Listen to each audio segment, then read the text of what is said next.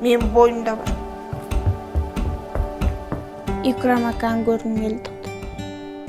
Кайсы Икрам? Ужас.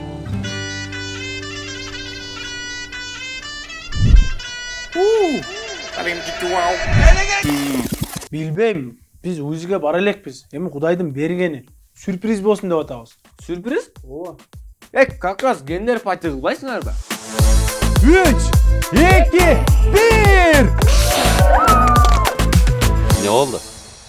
Уул болот десиң эле. Сызга көбүрөөк отуруп койгон окшойсуң. Кыз дейт го.